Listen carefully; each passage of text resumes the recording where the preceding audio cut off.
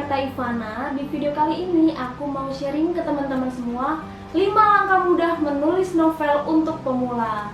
Sebelumnya, penulis itu punya cara masing-masing untuk mereka menulis. Dan kali ini aku mau membagi tentang caraku. Nah, untuk teman-teman mungkin yang masih baru di videoku kali ini, aku sudah menulis 2 buah novel. Ini dia, Angin Hutan Pinus dan Izinkan Aku Memilih. Ini aku tulis pada Juni 2019 dan Izinkan Aku Memilih aku tulis pada Februari 2020. Dua-duanya juga sudah terbit semua. Teman-teman bisa mendapatkannya di toko buku seluruh Indonesia, di marketplace juga ada, dan juga di kontak WA yang ada di Instagramku. Teman-teman juga bisa order di sana.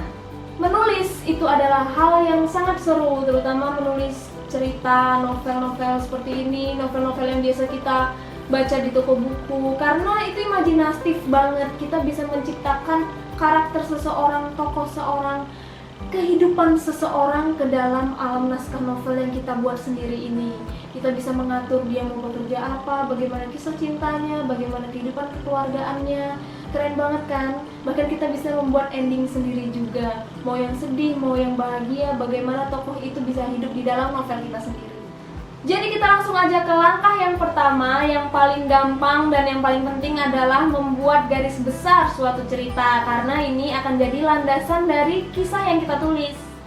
Tentukan temanya, misalnya percintaan remaja, terus garis besarnya yang paling umum nih, aku kasih contoh. Ada cewek, ada cowok yang berantem, terus akhirnya suka sama suka dan jatuh cinta, terus jadian. Banyak banget kan yang seperti ini. Teman-teman bisa tambahkan konflik-konflik di dalamnya atau latar belakang yang berbeda supaya kisah ini menjadi lebih hidup dan lebih unik, jadi berkesan ini adalah punya teman-teman sendiri. Padahal garis besar seperti ini banyak banget, tapi akan lebih unik kan kalau misalnya konfliknya berbeda-beda, latar belakangnya berbeda-beda. Lalu langkah yang kedua adalah menulislah, maka kita akan mendapatkan inspirasi. Ini bener banget. Biasanya kalau kita mau menulis itu kan nunggu mood. Sedangkan menunggu mood itu dalam batasan waktu yang tidak terkira, dan takutnya itu akan boros karena waktunya bisa kita pakai untuk menulis cerita yang lain. Nah, dengan mulai menulis, otak dan pemikiran kita ini akan bekerja, ide-ide baru juga makin akan keluar banyak, jadinya lebih efektif untuk menulis langsung saja tanpa harus menunggu mood-moodan. Lalu langkah yang ketiga adalah tambahkan pesan moral untuk cerita teman-teman. Nah, pesan moral ini penting banget. Biasanya kalau kita baca novel yang bagus, kita akan susah move on dengan karakter-karakternya untuk beberapa hari ke depan. Buatlah karakter-karakter yang baik yang bisa dicontoh oleh pembaca kita dalam kehidupan sehari-harinya. Misalnya, contoh yang paling umum juga, ada cowok populer yang sombong, terus tiba-tiba saja naksir dengan cewek yang enggak populer. Kenapa bisa? Mungkin sifat cewek ini bagus karena dia punya sifat yang sabar, lemah lembut dan penyayang. Sehingga pesan moral dari cerita tersebut adalah bahwa cinta itu sebenarnya ada pada sikap, ada pada pribadi orang. Mungkin dari yang tidak baik menjadi lebih baik setelah mengenal orang yang kita cintai tersebut. Lalu langkah yang keempat adalah niat dan komitmen. Ini harus menurutku, karena niat dan komitmen ini penting. Kalau misalnya kita menulis novel seperti yang kedua tadi, yang langkah kedua, mood-moodan, itu kan akan selesainya lama. Orang bisa menyelesaikan novel itu dalam hitungan tahun, bulan, bahkan minggu.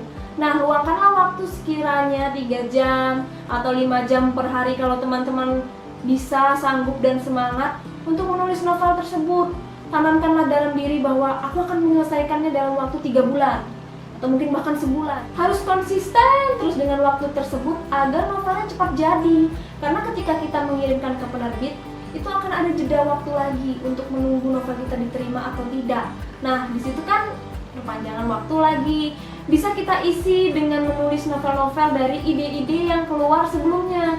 Kan kalau kita menulis itu akan semakin banyak ide yang keluar. Itu bisa kita realisasikan lagi untuk menulis kisah novel selanjutnya. Jadi waktu itu jadi semakin padat dan efektif untuk membuat cerita. Jadi nggak akan ngaret lagi, nunggu lama. Dan tahap yang keempat ini itu susah dilakukan teman-teman, karena memang harus niat. Karena aku nulis novelku 2 ini pun hitungan tahun. Sebenarnya ada beberapa lagi novel yang selesai dalam hitungan bulan. Jadi aku tetap harus selalu belajar untuk memanajemen waktu tersebut supaya lebih ringkas menulisnya, cepat selesai, seperti itu.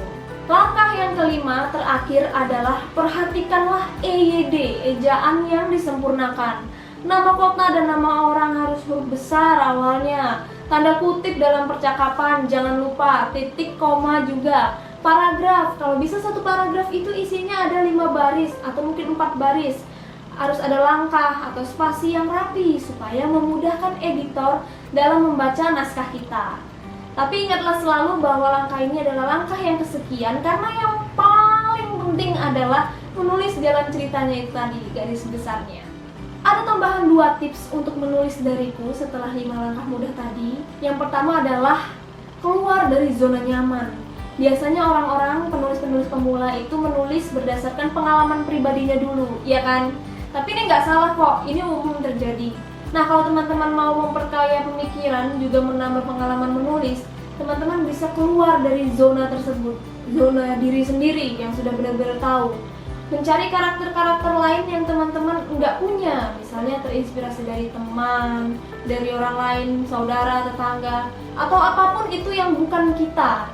Jadi akan lebih menantang lagi untuk membuat suatu karakter. Latar belakangnya juga, kalau teman-teman tinggal di Jogja, terus pengen buat tentang Bali, tulislah tentang Bali, tapi harus benar-benar detail, sedetail-detailnya, karena kita akan menghidupkan itu semua di dalam naskah kita. Seru kan?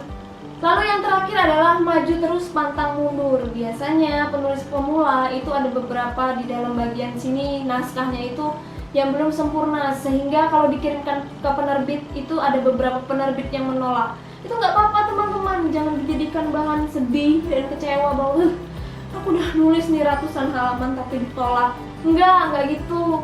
Karena pada saat kita ditolak itu kan ada sesuatu yang masih belum benar. Disitulah pengalaman kita mulai untuk membenarkan ini semua. Mungkin ada EYD-nya yang kurang, atau konfliknya harus lebih diperumit lagi, dikomplekskan lagi, sehingga itu lebih menarik perhatian editor.